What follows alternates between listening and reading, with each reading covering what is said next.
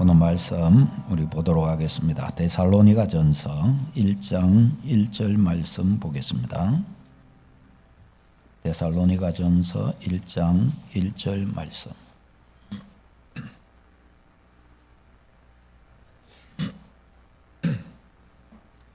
우리 다 같이 읽도록 하겠습니다. 데살로니가전서 1장 1절 말씀.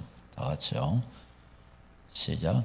바울과 실루아노와 디모데는 하나님 아버지와 주 예수 그리스도 안에 있는 데살로니가인의 교회에 편지하노니 은혜와 평강이 너희에게 있을지어다. 아멘.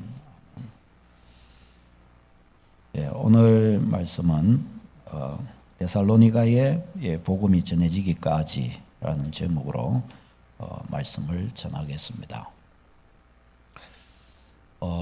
지난주 저희 구역 예배를 드리면서 아주 재미난 유머를 들었는데요. 이제 부부가 있는데 금슬이 좋고 잘 이렇게 지냈는데 아내가 병을 얻어서 먼저 돌아가시게 되었습니다. 그래서 아내가 죽기 전에 남편에게 유언적으로 경고를 했습니다. 당신 나 죽으면 세장가 가면 안 돼. 세장가 가면 나 관에서 나와가지고 당신 못 살게 하다가 당신도 데리고 가고 말 거야. 아주 막 윽박을 질러놨습니다. 그래서 알았어, 안 한다 하고 아내를 위로하고 달래고, 그리고 아내는 이제 돌아가시고 장례를 치렀습니다. 근데 사람의 일이란 모르잖아요. 한 1년쯤 지나고 나니까 애인이 생기고 결혼을 다시 재혼을 하게 되었습니다. 그 재혼을 하는데 당사자는 태어난데 주변의 친구들이 막 염려가 되는 거예요. 그때 작년에 아내가 죽기 전에 세장가 가면은 찾아온다 그랬는데 너무 무섭지 않냐, 어쩌면 좋나 하고, 그러니까 이 친구가 태평스럽게 말하더랍니다. 괜찮아, 걱정하지 마 그러더래요. 왜? 뭐 죽게 됐네. 그러니까 그럴 줄 알고 관을 거꾸로 묻어놨답니다. 뒤집어 묻어놨답니다.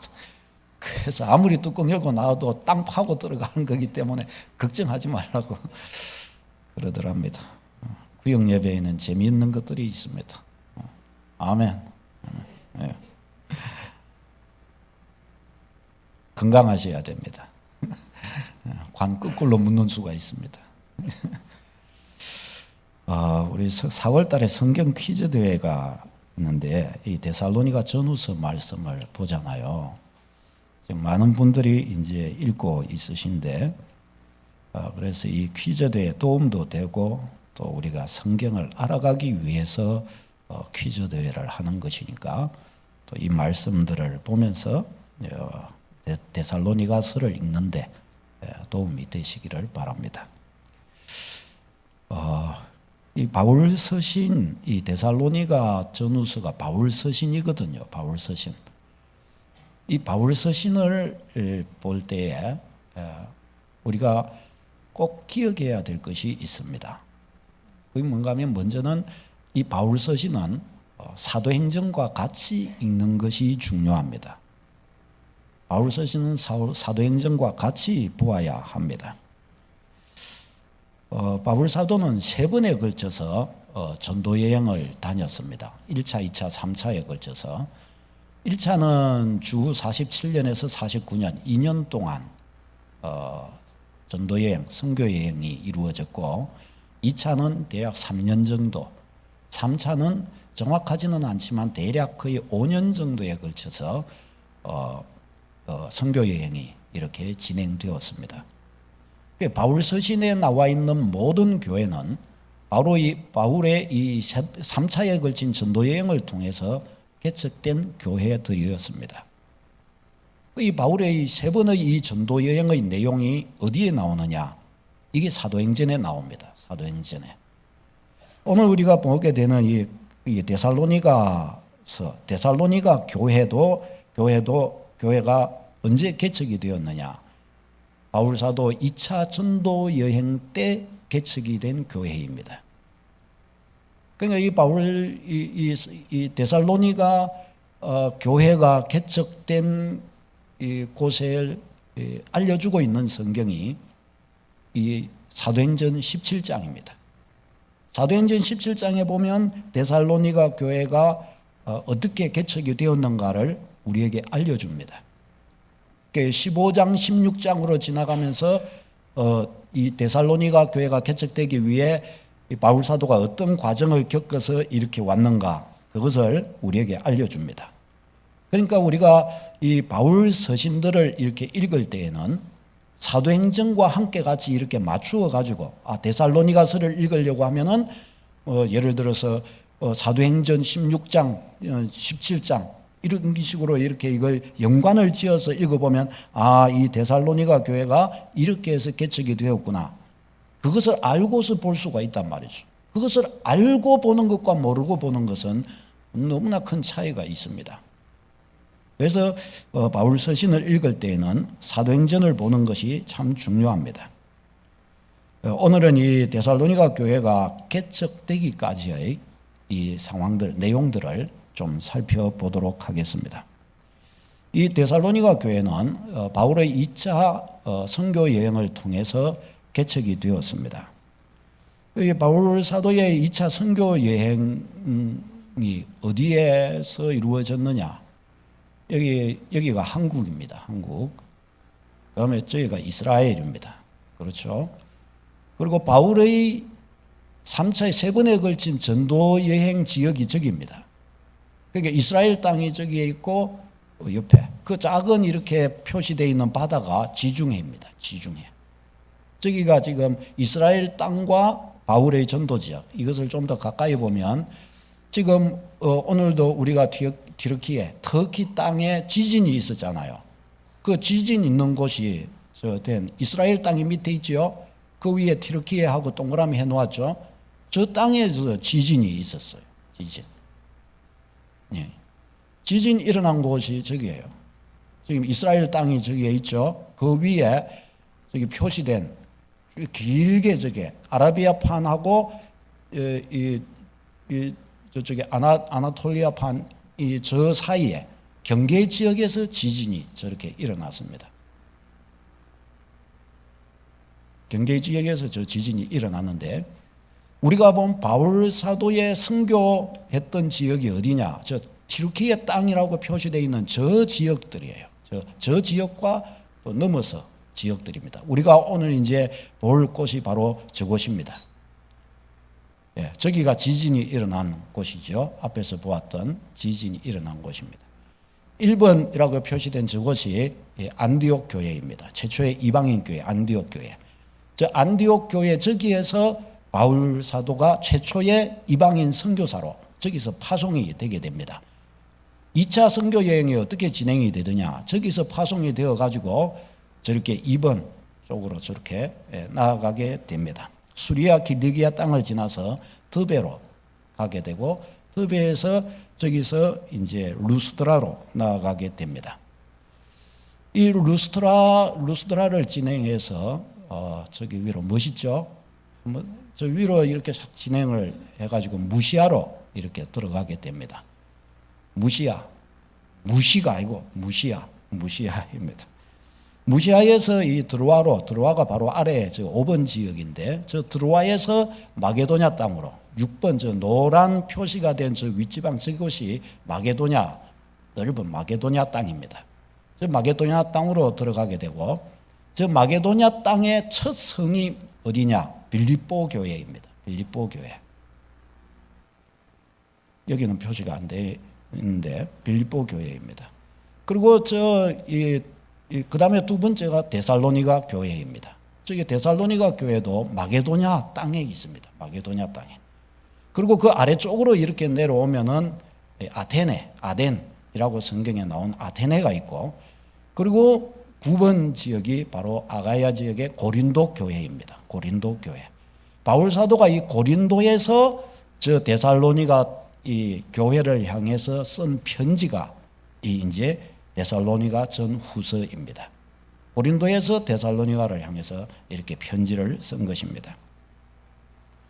자, 바울 사도가 그러면 이제 선교지를 이렇게 여행을 하게 되네. 대략 3년에 걸쳐서 이제 선교 여행을 하면서 교회들을 이렇게 개척하게 되는데요. 이번 2차 선교 여행의 특징이 있습니다. 그 첫 번째가 뭔가 하면 신실한 일꾼들을 구별하여 저들과 함께 했다라는 것입니다. 바울 사도가 1차 선교 여행을 떠날 때는 이 마가 요한이라고 하는 바나바의 조카를 데리고 이렇게 갔습니다. 왜 마가 요한의 다락방에서 기도해가지고 거기서 성령 충만 받았다고 그랬잖아요. 그 마가 요한입니다. 그 마가 요한을 대동해서 선교 여행을 떠났습니다. 1차 전도 여행에서. 그런데 1차 선교 여행을 떠났는데 오늘날에도 우리가 이 선교를 이리 떠나보면 알지만 오늘날에도 힘들거든요. 근데 저 당시는 지금으로부터 2000년 전입니다. 교통도 먹는 것도 마시는 것도 치안도 너무나 어렵습니다. 그러니까 이렇게 선교 여행을 이렇게 가다가 바울과 바나바는 그래도 연단이 되어가지고 담대하게 어려움을 극복하면서 하나님의 응답을 받으며 감사함으로 사명을 감당하는데 이 마가 요한은 아직 경륜이 없어요. 또 믿음도 약해요. 가다가 너무 힘들어가지고 중간에 아이고 삼촌 난 못하겠습니다. 바울 선생님 난 못하겠습니다 하고 돌아가 버립니다. 그래가지고 두 사람이 갖고 좀 어려움이 많았죠. 그래서 1차 선교 여행을 갔다가 돌아와서 다시 2차로 이제 이와 같이 이렇게 나가는데 그래서 안디옥에서 다시금 2차 선교 여행을 가는데 바나바는 다시 자기 조카 마가 요한을 데리고 가자고 그럽니다. 그러니까 바울이 가겠습니까? 안 가겠습니까? 우리는 다 착하니까 또 가자 이렇게 하겠지만 바울은 냉철하거든요.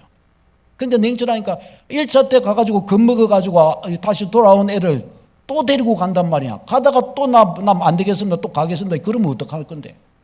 저도 안 된다. 도저히 안 된다. 그래가지고 반대합니다. 근데 바나바는 그것을 끝까지 주장을 해요. 그래가지고 바나바하고 바울하고 따로 선교여행을 가게 됩니다. 바나바는 마가 요한을 데리고 가게 되고 바울 사도는 이때 함께 간 사람이 실라입니다. 신라예요. 사도행전 15장 40절 같이 읽겠습니다. 시작. 바울은 신라를 택한 후에 형제들에게 주의 은혜의 부탁함을 받고 떠나. 바울은 신라를 데리고 갑니다. 이 신라가 아람식 이름이고 실루아노가 이제 로마식 이름입니다. 이 실루아노 똑같은 사람입니다. 이 실루아노를 데리고 가게 되는데 이 신라는 초대교회에 굉장히 중요한 지도자였습니다. 같이 읽겠습니다. 시작. 이에 사도와 장로와 온 교회가 그 중에서 사람들을 택하여 바울과 바나바와 함께 안티옥으로 보내기를 결정하니 곧 형제 중에 인도자인 바사바라 하는 유다와 실라더라. 아멘. 안디옥 교회에서 이방인들이 예수님을 믿고 막 구원의 역사가 일어났다고 그러니까 예루살렘 교회에서 깜짝 놀란 겁니다. 그때까지만 해도 유대인에게만 복음이 전해지고 유대인만 예수님을 믿는 것으로 생각을 했습니다. 이방인이 예수님 믿고 구원받을 수 있다고는 생각을 못했어요. 그런데 이제 막 안티옥에서 믿게 되고 막 사도들과 예루살렘 공의회로 모여가지고 이 문제를 의논합니다. 과연 이방인에게도 하나님이 구원을 주셨는가? 저들도 우리가 받은 성령을 똑같이 받았는가? 막 저들이 이제 간증하고 이야기를 나누고 증거를 제시하고 그래요. 거기서 베드로가 중요한 이야기를 하죠. 저 사마리아 땅이 예수님을 영접한 것, 그 다음에 이방인 고넬료가 예수님을 영접했을 때 성령 받은 일들, 이런 것들을 이제 막 쫙 이야기를 합니다. 그때 예루살렘 공의회가 그렇다면 하나님께서 이방인에게도 예수 믿음으로 구원 주신 것을 믿노라, 딱 이렇게 확인하게 됩니다. 그리고 이 사실을 이제 안디옥 교회에게 알려줘야 되잖아요. 이것을 안디옥 교회에게 알려주기 위해서 파송한 사람이 이제 이 바울과 바나바 외에 예루살렘 교회의 2명의 지도자를 같이 대동해서 보낸단 말이죠. 그 중에 한 명이 바로 바사바라 하는 유다와 그 다음에 또 한 명이 실라예요. 실라. 그러니까 예루살렘 교회의 중요한 지도자였단 말이죠. 실라가. 이 실라는 또한 당대의 저명한 사람이었습니다. 사도행전 16장 37절 읽겠습니다. 시작. 바울이 이르되 로마 사람인 우리를 죄도 정하지 아니하고 공중 앞에서 때리고 옥에 가두었다가 이제는 가만히 내보내고자 하느냐. 아멘. 이게 이제 이 말씀이 바울 사도 2차 전도 여행 때 이 실라와 함께 가가지고 마게도냐 첫 성인 빌립보에서 복음 전하다가 저들이 감옥에 갇히게 되거든요. 저들이 이 귀신 들려서 점치는 여자가 자꾸 막 어지럽게 해서 예수 이름으로 책망을 하니까 귀신이 떠나버려요. 그러니까 멍텅구리가 돼버려요. 점을 못 치는 거예요.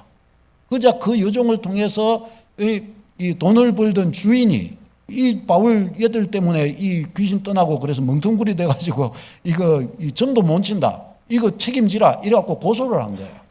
그래가지고 이 저 빌립보에서 당국이 2명을 잡아가가지고 매로 때리고 감옥에 집어넣어버린 겁니다. 그리고 그 다음날 이들을 풀어주는데 바울이 말하는 거예요. 바울과 이 실라 자기 두 사람을 놓고서 로마 사람인 우리를 죄도 물어보지 않고 이렇게 때리고 감옥에 넣다가 이제 그냥 우리를 내보내려고 하냐 그래요. 여기서 로마 사람인 우리를 그래요. 실라가 로마 시민권을 가진 사람이란 말이죠. 이게 왜 중요한가?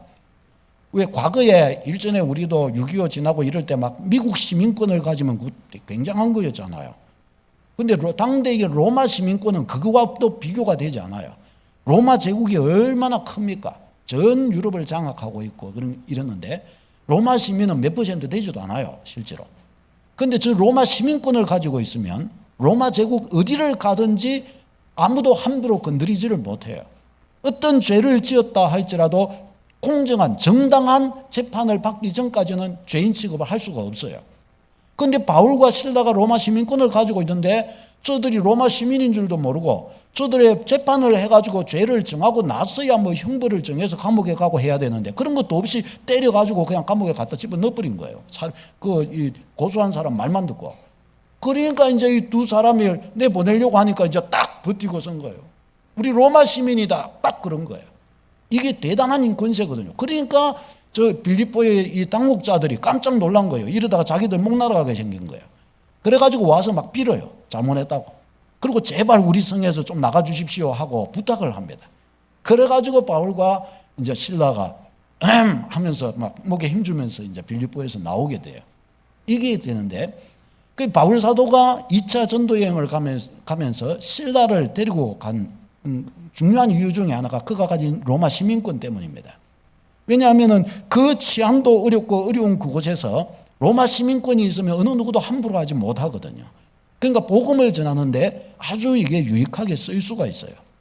그런 차원에서 빌립보 교회에서 빌립보 땅에서도 이 로마 시민권이 힘을 발휘하게 되었던 것이죠. 그 로마 시민권까지 이렇게 가지고 있습니다. 그 다음에 두 번째 대동한 사람이 이 디모데입니다. 디모데. 사도행전 16장 2절을 읽겠습니다. 시작. 디모데는 루스드라와 이고니온에 있는 형제들에게 칭찬받는 자니. 아멘. 우리가 뭐 디모데는 너무나 잘 알고 있습니다. 바울의 수제자라고 할 수 있는 디모데입니다. 그런데 이 디모데가 2차 전도 여행을 갈 때에는 없었습니다. 이 디모데가 바울의 2차 전도 여행에서 루스드라에서 바울이 복음을 전하면서 이 디모데를 만나게 됩니다. 그리고 이 디모데를 여기에서 복음을 전하는데 딱 보니까 이 젊은 총각이에요. 그런데 딱 보니까 인물이 됐어요. 아, 이게 주님의 일꾼으로 쓰임받기에 너무나 경건하고 믿음도 있고 너무나 신실한 거예요. 얼마나 바울이 마음에 들었던지 이때 바로 디모데를 데리고 데살로니가로 선교를 떠나는데 데리고 갑니다. 얼마나 이때부터 시작해서 바울의 동력자요 수종자가 되어서 디모데가 어디든지 바울을 따라가는 거예요. 어디든지. 이 디모데입니다. 디모데. 그래서 우리가 이 데살로니가 전서 오늘 이 말씀을 보면 전서 후서 똑같아요. 1장 1절에 보면은 이 데살로니가서를 쓰는 사람의 이 세 명의 이름이 다 들어가요. 우리 앞부분에 데살로니가전서 1장 1절 오늘 이 본문에 보면 같이 읽어보겠습니다. 시작. 바울과 실와노와 디모데는 하나님 아버지와 주 예수 그리스도 안에 있는 데살로니가 교회에게 편지하노니. 데살로니가 후서 1장 1절에서도 한 단어 빼고는 다 똑같아요. 우리 하나님 우리 아버지와 하나님 아버지와 여기서 우리만 빼고 다 똑같아요. 그렇죠.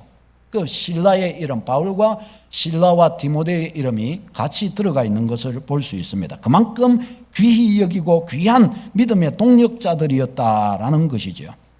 이렇게 해서 이들과 함께 이렇게 선교를 떠나게 이 선교 사역을 감당하게 됩니다.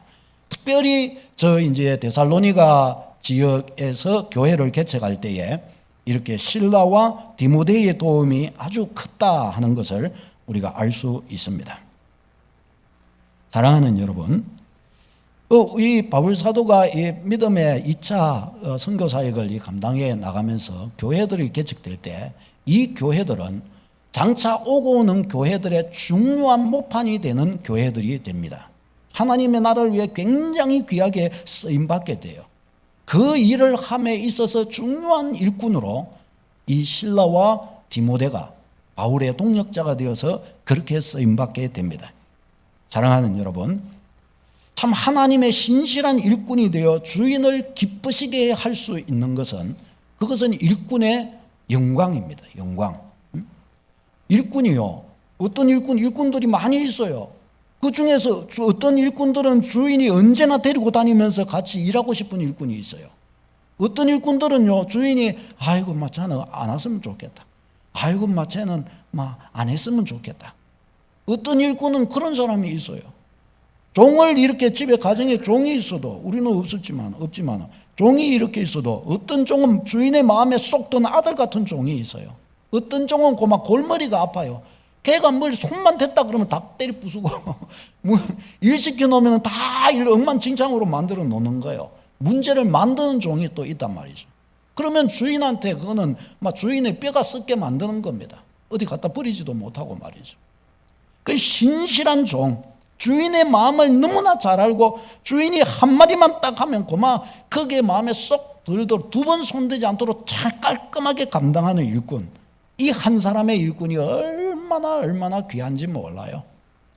하나님께서 바울 사도를 그와 같이 귀히 여기셨고 이 실라와 디모데를 귀히 여기셔서 2차 선교 여행을 통해서 이 이방 땅의 이 초대 교회를 개척하는 일에 저들을 사용해 주셨습니다. 사랑하는 여러분, 여러분은 신실한 믿음의 일꾼 다 되시기를 축원합니다. 제가 이 전도사로 사역을 할 때에 어린이 사역을 저는 계속 해드렸습니다. 그 가운데 어린이 사역에서 당시에 매빅이라고 하는 어린이 사역 프로그램이 있었습니다. 아주 우리 교회에서도 좀 했었는데 아주 파워 율동을 하고 그러면서 애들 각반 운영도 조금 다른 방식으로 운영을 이렇게 하고 그랬는데, 근데 처음 이 매빅 사역을 이렇게 접하면서 세미나를 교사들과 함께 같이 싹 이렇게 갔더랬습니다. 근데 거기 가가지고 우리 성경 교사들이 굉장히 도전을 받은 것이 그 사역 자체도 굉장히 좋기도 했지만은 거기서 섬기는 교사들에게 너무너무 도전을 받은 거예요. 그 섬기는 교사들은 제가 데려간 우리 교사들보다 어린 애들이 대부분이었고 다 대학생들이었습니다. 그리고 여자애들이 대부분이었습니다.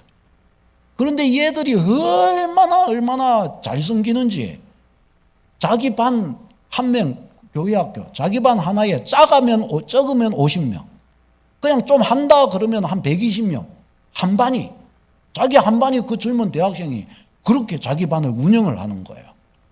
그런데 그 와서 파워 율동을 하는데 얼마나 자랑스럽게 율동을 하는지, 그 율동만 하는 게 아니고 그 세미나를 하는데 이 교사들이 일당백을 하는 거예요. 율동하고 있다가 또 뭐니 하는 일이 있으면 주방에 쫓아가고 주방일 봤다가 또 나와갖고 일하고 애들도 많고 이러니까 애들 그거하고 뒤치다거려가지고 어떤 애들은 올린 애도 있고 어떤 애들은 화장실 가자 이런 애도 있고, 그런데 이걸 그 교사들이 싹싹 하면서 다 하는 거예요. 다 하는 거예요. 나중에 보니까 점심 식사를 하고 이렇게 하니까 그거 정리도 또 교사들이 또 다 하더라고요. 교사들이 가가지고 이게 그 음식물 찌꺼기랑 이런 거 있잖아요. 그거만 싹싹싹 해갖고 맨손으로 그냥 장갑 낄 걸역에도 없고 쫙쫙 해갖고 하는데 제 눈에는 그런 게 쫙쫙 들어오는 거예요. 그런 게. 그거 쫙 해가지고 딱 해갖고 딱 쓰레기통에 집어넣고 단돌이 딱 하고 끝내고 또 좀 있으니까 또 와가지고 이제 또 쌩쌩 하면서 또 파워 율동하더라고요. 율동한다고 이러더라고요. 보통 그 대학생 젊은 그 여아들이면 어떻게 합니까? 있잖아요. 호호호호.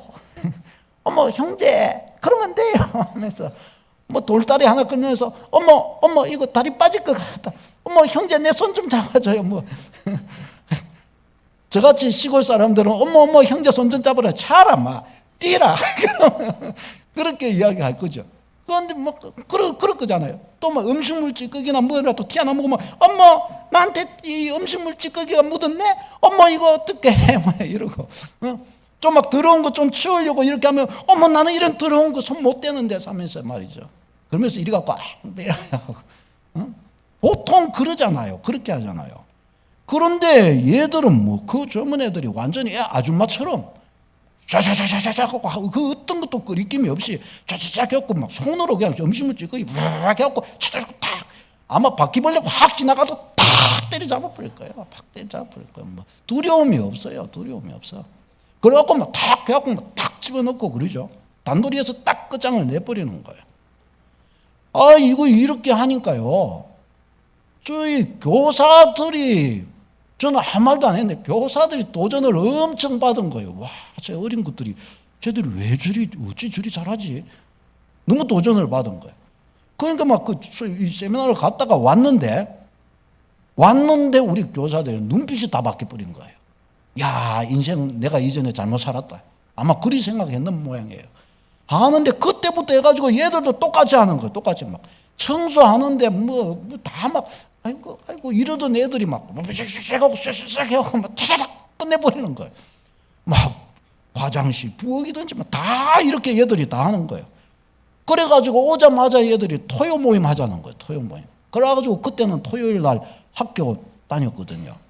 그 점심 때 나가고 우리 막 피켓 들고 막 이런 거 막 만들어가지고 오전에 와가지고 만들어가지고 점심 때 앞에 서가지고 막 피켓 들고 애들 모아가지고 와가지고 또 그 점심 안 먹고 데리고 오니까 교회 와가지고 거기서 막 그거 뭐죠 떡볶이랑 이런 거 막 만들고 전 굽고 막 이래가지고 애들 다 먹이고 나서 율동과 예배 거기서 한번 딱 드리고 보내는 거예요 집에. 그래갖고 또 그 다음날 또 아침부터 가가지고 누워 자는 애들 다 들쳐 깨워가지고 업고 막 교회에 이렇게 왔더랬습니다. 막 그렇게 막 이렇게 하니까 있잖아요.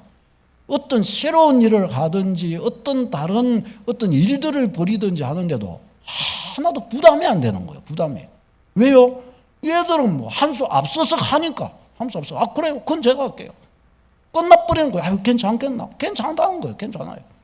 저도 그때 제가 얼마나 그때 고생을 했는지 한 번은 한 명은 저 영도에 집이 있었는데 저녁까지 막 율동도 하고 선생님들 막 반 학생들 결석한 학생들 막 이거 하나하나 다 추스리고 그러고 나서 이제 막 나중에 또 말씀 공부 마치고 기도하고 그리 끝나면 10시 넘어요. 오후 예배 드렸는데 그런데 그때 되면은 해갖고 뭐 애들 좀 데려다 주고 또 교회 본거 쳐가지고 저 영도까지 갔다 오면은 한 번은 12시가 넘더라고요. 그 딱 내려오는데 그 고신대 맞은편 산에서 이렇게 차를 갖고 끄고 내려오는데 너무 피곤한 거예요. 너무 피곤한 거예요. 도저히 차 끄고 못 가겠어요. 막 식은땀도 나고 이래요. 그래가지고 내려오다 산 중턱에 차를 세워놓고 잤어요. 거기서. 그 다음날 또 월요일 날은 또 목사님이 저보다 더 수고를 덜 했어요. 제가 더 많이 수고했어요. 그 다음날 또 월요일 날 또 새벽 기도는 제 몫이에요. 또 부교육자 몫이에요. 목사님은 안 나오고 저는 나가야 돼요.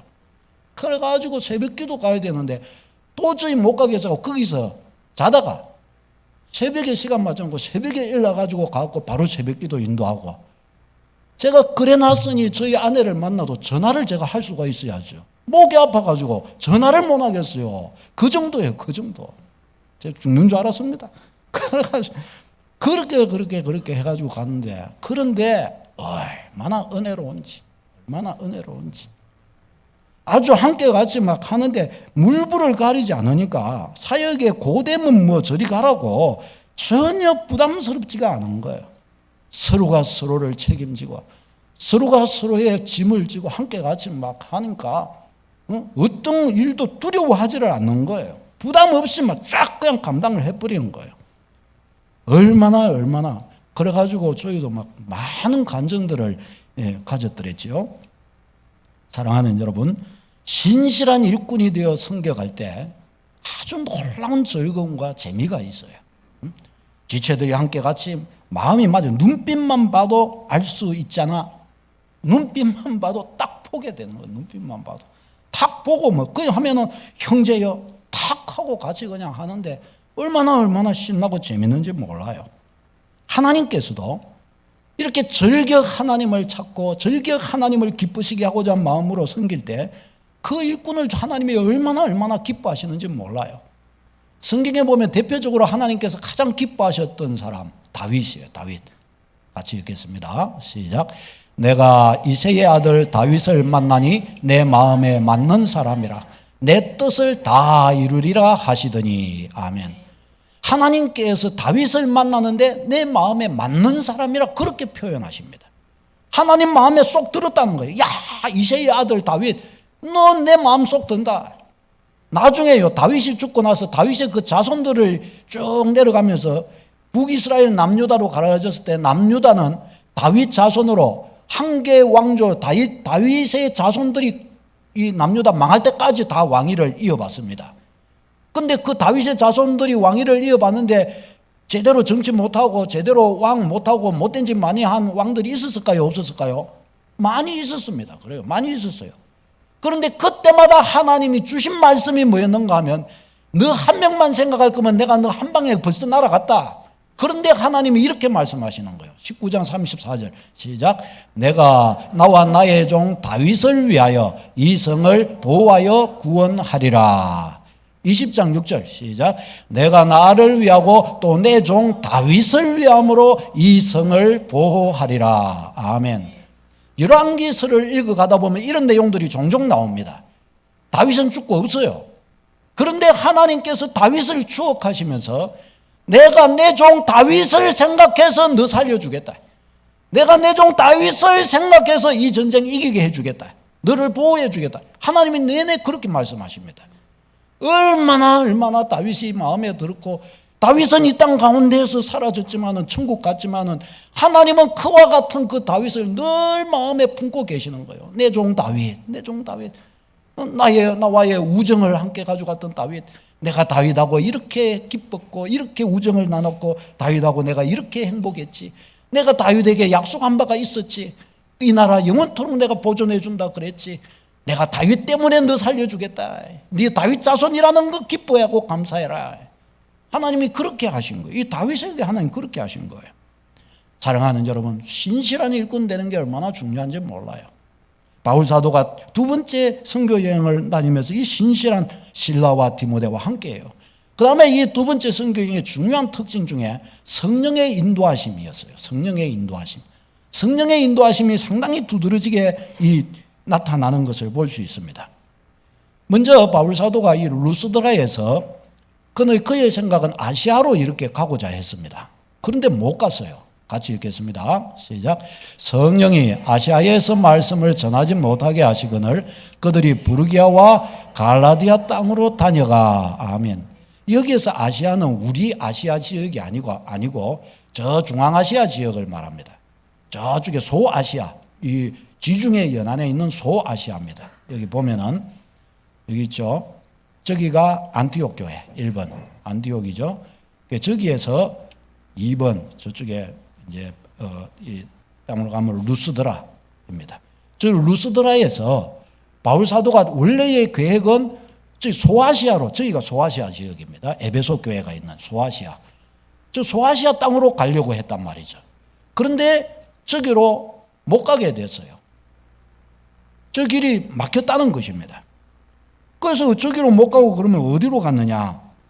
하나님께서 소아시아로 못 가게 하셔서 저기서 부르기아 윗지방으로 위쪽으로 저렇게 진행을 하게 됩니다. 그 저렇게 갔다는 것이에요. 그래서 저기에서 간 게 이제 저 3번이 무시아입니다. 저쪽으로 저렇게 간 것입니다. 여러분, 그런데 무시아에서는 또 비두니아로 또 바울 사도가 또 가려고 그랬습니다. 그런데 또 어떻게 일이 일어나냐? 같이 읽겠습니다. 시작. 무시아 앞에 이르러 비두니아로 가고자 했으되 예수의 영이 허락하지 아니하시는지라. 또 성령이 또 막으시는 거예요. 뭐냐? 저기서 1번에서 2번으로 저 가가지고 저기 2번 루스드라에서 저렇게 쭉 가갖고 무시아로 갔죠. 무시아 저기에서 비두니아가 저 윗지방에 위쪽으로 저리 가던 거예요. 근데 이 가는 것을 예수의 영이 성령께서 또 저리는 또 못 가게 하신 거예요. 그래가지고 저쪽으로 가지를 못합니다. 그래서 바울이 그러면 어떻게 하느냐? 저기에서 꿈을 꾸는 거예요. 환상을 보게 됩니다. 무슨 환상을 봤냐? 마게도냐 환상을 보게 돼요. 같이 읽겠습니다. 시작. 밤에 환상이 바울에게 보이니 마게도냐 사람 하나가 서서 그에게 청하여 이르되 마게도냐로 건너와서 우리를 도우라 하거늘. 환상 가운데 기도하다가 봤겠죠. 환상 가운데서 마게도냐 사람이 자꾸 손짓을 하는 거예요. 오래로. 그래서 바울 사도가 이것을 10절 이하에 보면은 하나님께서 마게도냐로 가라는 뜻이 지시하신 것인 줄로 인정하고 마게도냐로 갔다고 그럽니다. 그 저렇게 했다는 거예요. 저기서 비두니아로 가지 아니하고 마게도냐 땅이 저쪽이에요. 노란색. 저쪽으로 마게도냐 땅으로 저기로 들어가게 됩니다. 그리고 저기 있는 저 성이 저기 빌립보 성이에요. 그리고 저 빌립보 성을 지나면은 바로 저기가 데살로니가. 저렇게 바울이 이어서 그래서 빌립보 개척이 되고 데살로니가 개척이 되었던 것입니다. 저렇게 가게 됩니다. 사랑하는 여러분, 그러니까 바울 사도가 지금 이 데살로니가 땅으로 이렇게 들어가게 된 것은 이것은 자기 힘으로 자기 생각으로 갔던 것이 아니었습니다. 성령의 강권적인 인도하심이었어요. 바울은 마게도냐에서 사실은 많은 핍박을 받습니다. 빌립보에서 복음 전하다가 저기서 채찍에 맞고 감옥에 갇힙니다. 그리고 천사가 거기서 막 감옥 문도 열어주고 그래요. 그래갖고 바울이 거기에서 간수에게 복음을 전하고 빌립보 성의 자주장사 누구죠? 루디아와 이 바울이 감옥에 갇혔을 때 있었던 그 간수 이 간수와 자주장사 루디아 이들이 중심으로 해서 개척된 교회가 빌립보 교회입니다. 그리고 이 빌립보 성 행정 담당자들이 바울하고 실라가 로마 시민권을 가진 사람인데 저들에게 재판도 안 하고 막 채찍으로 때리고 감옥에 넣고 이래 놓으니까 저들이 가까이 있으면은 이제 무서운 거예요. 자기들이 흠이 되니까. 그래서 제발 좀 나가달라고 막 빌어요.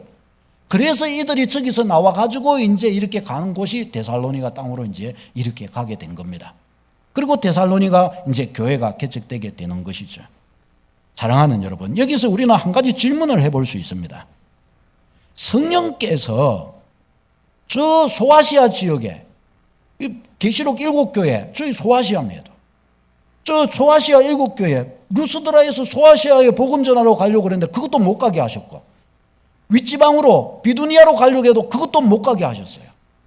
그리고 성령께서 환상 가운데 마게도냐 사람이 막 손짓하는 이 아름다운 이 인도하심이 나타나가지고 그래서 마게도냐로 인도하심인 줄 알고 갔단 말이죠. 그래서 복음을 전했어요. 빌립보에 가가지고 전도받은 사람도 있지만은 저기서 채찍에 맞고 감옥에 갇히고 고생 굉장히 했어요. 이제 다음번에 보겠지만은 데살로니가에서 복음 전하는데 저기서 오래 복음 전하지 못합니다. 왜냐하면 저 데살로니가 성은 이 마게도냐의 수도입니다. 아주 이 으뜸이 되는 그런 성인데 저기에는 유대인들이 많았어요. 유대인이 굉장히 강했어요. 그래서 바울이 저들이 여기서 복음을 전하니까 헬라인 귀부인들과 귀족들이 막 이렇게 믿는데 유대인들이 그걸 보고 시기를 하게 됩니다. 유대인들이 굉장한 박해가 저기에서 있어요. 그래갖고 그들을 피해서 바울이 3주 말씀 제대로 전하고 거기서 피해서 도망해서 내려옵니다.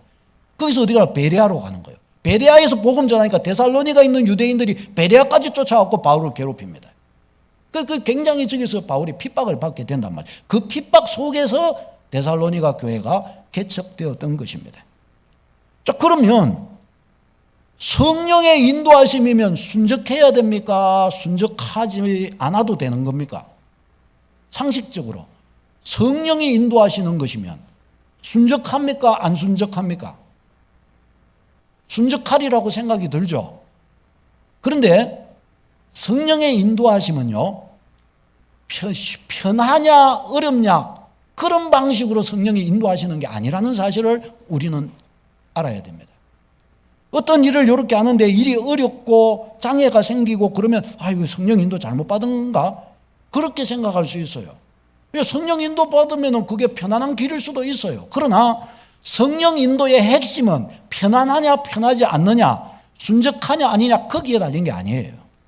성령의 인도하심은 하나님의 뜻을 쫓아가게 만드시는 거예요. 할렐루야. 하나님의 원하심을 쫓아가게 하시는 거란 말이죠.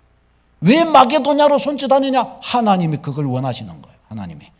마게도냐, 지금 다른 곳 전도보다 마게도냐 전도가 지금 우선이다는 거예요. 마게도냐 전도가. 저곳에 지금 복음을 기다리는 영혼들이 있다는 겁니다. 바울 사도가 이 소아시아 지역을 가서 복음을 전하려고 했는데 2차 전도에서는 못 전해요.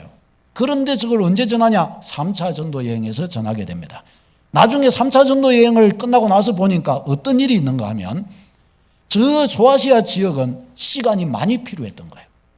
3차 전도 여행은 5년에 걸쳐서 전도합니다. 대략. 3차 전도, 2차 전도 여행은 대략 3년에 걸쳐서 하는데 저 마게도냐, 저 데살로니가 전도할 때는 거의 뭐 절반 이상 지났던 시점이에요. 그러니까 저 시간을 가지고 만일에 저 소아시아 갔더라면 어떻게 해요? 시간이 부족한 거예요. 시간이. 그러니까 하나님께서 적재적소에 때에 맞게 복음 전하도록 하신 거예요. 편하냐 편하지 않느냐의 문제가 아닙니다. 우리는 어려움이 있으면 예수 이름으로 극복해야 할 줄로 믿습니다. 고난은 피하라고 있는 게 아니에요. 고난은 극복하라고 있는 거예요. 극복하라고. 할렐루야. 우리는 다 이길 수 있는 줄로 믿습니다. 평안한 길도 평안한 거고 고난이 있는 길도 좋은 길이에요. 왜요? 주님과 함께하는 길이기 때문에. 편안하면 그냥 간정 없이 가도 되고 문제가 있고 걸림돌이 있으면 간정 가지고 가는 길이 보통 어려운 길이에요. 간정 생기는 길이 어려운 길이에요. 아버지 이 돌을 좀 치워주세요. 아버지 이것을 좀 고쳐주세요. 하나님께 응답받으면서 가면 되는 것입니다. 할렐루야. 그러니까 우리 믿음의 백성은 이런 것 저런 거 따질 필요가 없어요. 못하겠다 그러면 그냥 가만히 있으면 되는 겁니다. 그러면 성령께서 답답하시겠죠. 그럼 성령께서 알아서 하시다가 답답하시면 성령님이 다 치워주시고 가자 그렇게 하시는 겁니다. 우리 주의 백성들은 어떤 일을 함에 있어서도요 막 이렇게 뭔가 좀 이 답답하거나 아니면 막 두려워 떤다거나 아니면 막 우유부단해진다거나 아이고 어떡할까 하고 막 방방 뛰고 우리 주의 백성은 그렇게 하면 안 되는 것입니다. 성령 인도입니다. 여러분에게 성령 인도가 있는 줄로 믿으시기를 축원합니다. 다시 봅시다. 성령 인도 나에게 있다. 나는 성령 받았다. 나는 성령 받았다. 시작. 아멘. 여러분에게 성령 계십니다. 성령이 여러분을 인도하십니다. 믿으시기를 축원합니다. 옆에 분에게 이야기해 줍시다. 당신에게 성령님 계십니다. 성령님 말씀하십니다. 옆에 이야기해 주세요. 잘 모르겠는데요. 잘 모르겠는데요. 해주세요. 잘 모르겠는데요. 이때 딱 한마디 해줘야 되는데요. 빨리 잘 모르겠는데요. 해야 한마디 해줄 수 있어요. 잘 모르겠는데요. 말씀하십니다. 들을지어다. 아멘. 말씀하십니다. 내가 그것을 듣지 않으려고 하고 인정하지 않고 거기에 귀를 기울이지 않으려고 하기 때문입니다. 성령의 음성은요 외형적으로 들리지 않아요. 성령의 음성은요 진시한 내 마음의 중심을 향한 세미한 음성으로 들립니다. 여러분 진실한 것, 좋은 것은 어떻게 들려요? 내 양심의 소리로 들립니다. 별로 안 좋은 것, 좀 이상한 것, 나쁜 것 이런 거는 큰 소리로 들립니다. 야 우리 못된 짓 하러 가자 이럴 때는 크게 들려요. 그러나 순전하고 착하고 바르고 의롭고 아름다운 것은 어떻게 해요? 양심의 소리로 작게 들려요. 여기에는 귀를 기울이지 않으면 간과할 수밖에 없습니다. 성령의 소리는 반드시 들리는데 어떻게 들리냐? 우리의 양심을 통해서 성령의 소리는 세미하게 들리는 거예요. 여기에 귀를 기울이지 않으면 간과하고 말아버리게 되는 것입니다. 그러나 진지하게 믿음으로 주님 앞에서 서가려고 하면 성령께서 우리의 내면 깊은 곳에서부터 세미한 소리로 우리에게 말씀하시는 거예요. 이것을 들어야 할 줄로 믿습니다. 성령 인도받는 법, 우리의 내면의 깨달음으로 다가오게 될 줄로 믿습니다. 다 다가옵니다. 거부하지 마시기를 바랍니다. 어떤 분들은 내가 성경 읽어야 되는데 간단하게 예를 들어서 이런 성령의 인도하심이 많아요. 성령께서 벌써 내 영혼에 벌써 말씀이 딸리고 그래서 은혜가 딸려서 얘야 너 성경 보고 기도하고 그게 기본인데 너 그거 안 하니까 네 영혼의 호흡이 안 되고 영적인 양식을 안 먹으니까 네가 지금 영의 배가 고프니까 네가 힘이 없는 거 아니냐 이런 일을 네 앞에 두고 있는데 네가 지금 영의 양식을 잘 먹고 영적인 힘을 공급받고 영적인 호흡을 해서 영적인 이 생명력이 이렇게 일어나가지고 그래야 그 문제 쳐갈 수 있는데 너 그렇게 힘매갈이 없어갖고 되겠냐? 성령이 그래서 어떻게 하셔요? 성경 읽어야지 하는 거예요. 근데 성경만 읽으려고 그러면은 이상하게 그날따라 TV에 재밌는 게 하고 이상하게 기도만 이렇게 하려고 그러면 바로 친구가 전화가 와가지고 꽃구경 가자 뭐 가자 자꾸 그러네요. 희한하죠. 이걸 딱 간파하는 축복이 있기를 바랍니다. 성령인도 못 받고로 이 주변에서 그거 다 하나하나 뭔가가 개입하는 거예요. 뭔가가 그런 것을 깨뜨리고 성령의 깨닫게 하시는 은혜에 순종하시기를 바랍니다. 그 다음에 기도를 했는데 뭐가 막힐 수가 있어요. 기도를 하는데 이상하게 뭐가 막히는 거예요. 잘못된 기도를 했든지 아니면은 기다리라는 하나님의 신호일 가능성이 많습니다. 그때는 막힌다 그렇게 될 때는 그냥 자연스럽게 기도를 한번 생각해보고 태연하게 그냥 있으면 됩니다. 다 주께서 하십니다. 그 다음에 또 기도하는데 또 믿음으로 또 이와 같이 계획하고 나아가는데 이상하게 내가 계획한 바와는 또 다를 수가 있어요. 뭔가 삶이란 게 그렇잖아요. 생각과 다를 수 있잖아요. 기도하고 뭔가 믿음으로 한다고 하면서 이렇게 나아가는데 뭔가 내 생각하고 다른 일들이, 내 계획하고 다른 일들이 펼쳐진단 말이죠.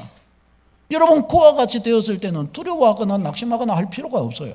그럴 때는 주님이 더 좋은 길로 인도하시기 위한 사인인 것을 믿으시기를 축원합니다. 그때는 귀를 기울이고 마음을 넓히고 가만히 이렇게 있어 보면은 더 좋은 길이 열리는 거예요. 더 좋은 길이. 할렐루야. 더 좋은 것이 생기는 거예요. 내가 생각지 못한 더 좋은 것들이 생기는 거예요. 제가 참 많이 이런 것들을 많이 느껴요. 뭐 작은 큰일 작은 일 이렇게 하다 보면 사람들을 만나고 같이 이야기를 나누고 이러다 보면 다 내 맘 같지는 않잖아요. 그런데 그런 속에서 이렇게 가만히 보면 정말 그곳에서 성령의 음성이 있어요. 성령의 음성이. 내가 못 들으니까 다른 사람들을 통해서 성령의 음성의 소리들이 막 와요. 우리가 이런 순간에 내가 힘들어 막 계획하고 생각하고 막 이랬는데 그런데 다른 사람들이 막 다른 이야기나 이런 거 하고 그러면 괜히 있잖아요. 그럼 어떻게 해요? 그럼 괜히 우리 한국 사람들은 막 그때 연락이 시작합니다. 막 그러면서 막 내가 이거 어떻게 했는데 하면서 막 이렇게 하려고 그래요. 그런데 그 순간에 심호흡을 하면서 다시 주님을 바라보기 시작하면 거기서 뭐냐? 한 사람 한 사람들의 말과 그 어느 속에서 성령의 음성이 있음을 믿으시기를 바랍니다. 거기서 내가 생각했던 것, 생각지 못했던 더 좋은 것들이 거기에 있는 것을 알게 되는 것입니다. 성령이 인도하시려고 그러는 거예요. 인도하시려고. 이때 우리는 그것 따라 쫙 가면 되는 줄 믿습니다. 그것 따라 쫙 가는 것이에요. 그것 따라. 그러면 어떤 일을 이렇게 보면 일이 막 복잡하고 꼬이는 것들이 있어요. 이 볼 때 이 복잡하고요. 거기에서 내 지혜를 한번 딱 내 생각 한번 더 얹으려고 하면 더 꼬일 때가 있어요. 사람들이 막 더 다투고 뭐하고 막 이럴 때가 있어요. 이거는 왜 그러냐? 이것은 이 기다리라는 사인입니다. 이거는 뭐가 막 이렇게 구중물이 올라왔다는 거예요. 이 구중물은 언제 멈춥니까? 가만히 있으면 구중물은 가라앉게 되어 있습니다. 그건 뭐 신경 쓸 것도 없어요. 여러분, 마귀가 이걸 굉장히 잘합니다. 마귀가. 하나님의 백성들이요, 특별 기도하고 특별 집회하고 막 말씀 보고 기도하고 이러면은 마귀는 뭐 하는 줄 아세요? 마귀는 그때 딱 맞춰갖고 여행 갑니다. 한 일주일 놀다 옵니다. 마귀는. 네 일주일 신나게 한번 찬양하고 기도하고 예배하고 해라. 일주일 후에 보자. 그거 마귀는 가요. 그것만 난 일주일만 신나서 하나님 막 하죠. 그런데 일주일 후에 마귀가 딱 오면 그날부터 시작하고 영적 전쟁이 되는데 하루 만에 나가 떨어져 버립니다. 마귀는 충전해갖고 와가지고 막 한 방에 일주일 나는 열심히 영적 훈련을 했으니까 피곤하거든요. 피곤한 김에 좀 쉬자 이렇게 되는데 그때 한 방 날려버리는 거예요. 마귀가. 그러면 그 한 방 맞고 나가 떨어져 버려요. 이전보다 더 나빠지더라. 이전보다 더 나빠지더라. 그렇게 되는 일이 부지기수로 많습니다. 우리 주의 백성들은 그러니까 우리가 이걸 사용해야 되는 거예요. 이것을 뭔가 뭐가 이렇게 올라오고 이럴 때는 태연하게 기도하면서 잠잠히 힘을 축적하는 시간을 가지면 됩니다. 찬송하고 기도하면서 고요한 시간을 가지다 보면 어느 순간에 보면 싹 가라앉아지는 거예요. 그때 어떻게 해요? 그때 딱 바라보면은 물이 맑아져 있어갖고 다 보이는 거예요. 다 보이는 거예요. 그러면 그때 하나하나 다 보일 그때 추스르면 되는 거예요. 막 구중물 올라왔을 때 아무것도 안 보이는데 말해봐야 안 보이는데 그걸 어떻게 해요? 안 보이는데 안 되는 거예요. 그때는 차분하게 그렇게 하는 것이에요. 사랑하는 여러분, 성령 인도받아 나아가려면 여유가 있어야 돼요. 여유가. 마음의 여유가. 아멘. 마음의 여유가 있어야 돼요. 이거 없으면은 뭘 해도 안 돼요. 기도할 때도 너무 조급하게 기도하고 막 이러면은 성령 인도를 못 받아요. 이 길을 이렇게 가려고 이렇게 안 돼도 막 두려워 떨고 막 낙심이 되고 막 누가 아무도 손 안 대는데 혼자 괜히 염려하고 근심하고 막 걱정하고 막 이렇게 하면요, 성령께서 오셨다가 가만히 쳐다보신 거예요. 니 뭐 하나? 안 들리는 거예요. 성령의 소리가 안 들리는 거예요. 그러면 여유가 있어야 되는 거예요. 한 박자 넣는 게 중요합니다. 한 박자 넣는 게. 그러면 성령 음성 나타나는 거예요. 이 축복 딱 붙들고 승리하는 여러분 되시기를 바랍니다. 하나님은 가장 좋은 길로, 성령은 가장 좋은 길로 인도하십니다. 이 축복 딱 붙들고서는 여러분 되시기를 축원합니다. 기도하겠습니다.